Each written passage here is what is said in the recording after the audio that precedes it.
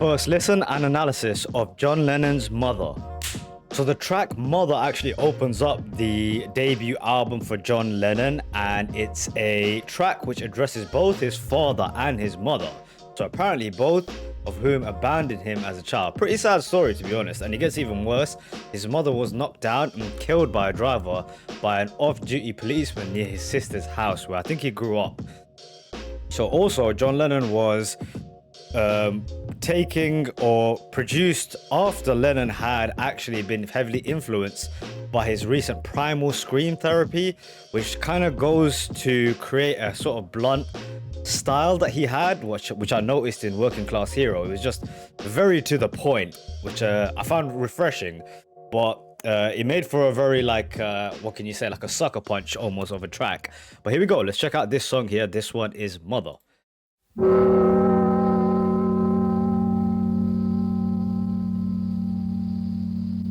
Ominous start.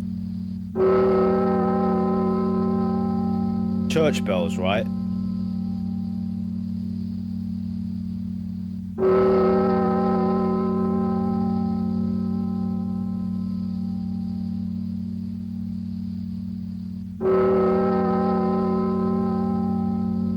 Almost like a funeral or something.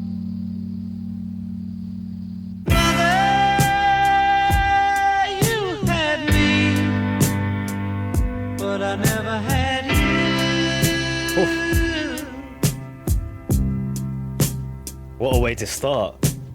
I wanted you.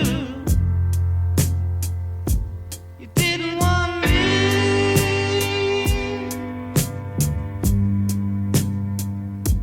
So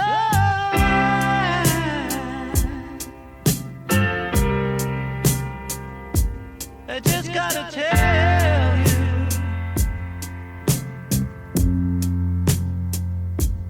goodbye.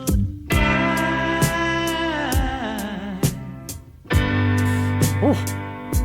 Goodbye. Right in the chest. Father, you left me, but I never left you.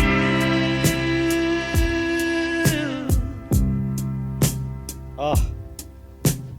I needed you. You didn't need me.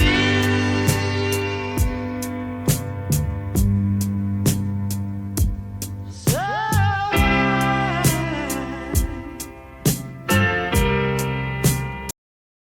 I mean, talk about a sort of blunt, to the point kind of style of writing that Lennon has. This is as blunt as you can get, man. I like the fact he doesn't fluff it up, and you could maybe say that the emotions could be taken away when something is simple, worded simply, but it's his singing and his how he emotes when he sings, which really gives through that emotion. It sounds like a child crying. It does sound like someone who's just been through therapy. I just gotta tell you,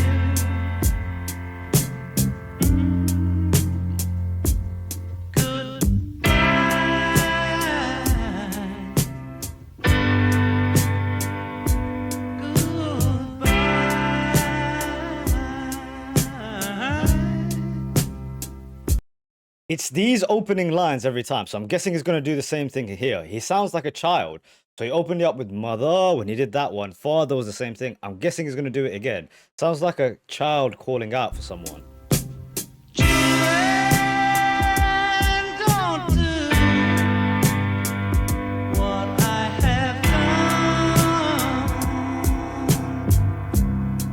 done. Like the drums on this, man. Simple, but nice. I couldn't walk, and I tried to run. Wow. So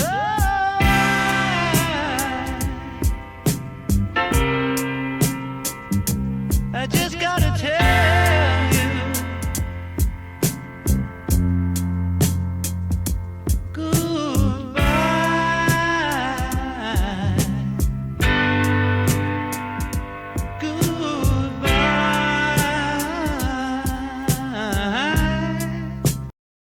very sparse instrumentally, and it's obviously done on purpose for impact. But I like the little parts that are in it. The way the chords of the piano come in really impactfully. Turns out Ringo Starr is the one drumming, which is cool. I said I was really liking the drums. In terms of what he's saying here, I think he has a gift for these one-liners, which are very, very profound. I couldn't walk and I tried to run. You can extrapolate this very, very far. How, as a child, you know, you have this sort of phase where you walk before you can run, right? But he didn't really have a childhood. He didn't have people there for him.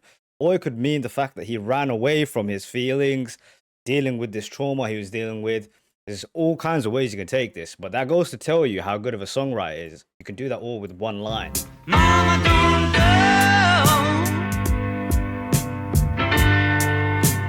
Daddy, come home.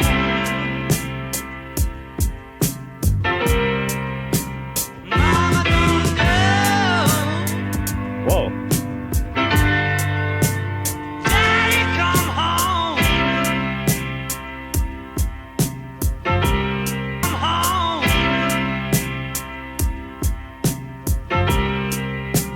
Mama, don't go. I like those delayed kicks, man.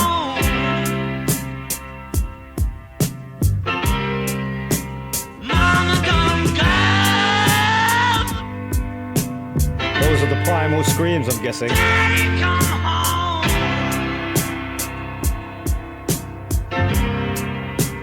Mama, don't go. It's almost like a heartbeat.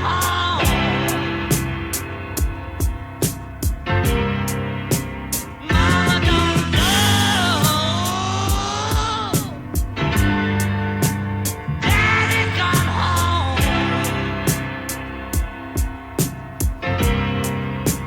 Mama, don't go. Wow. Daddy, come home.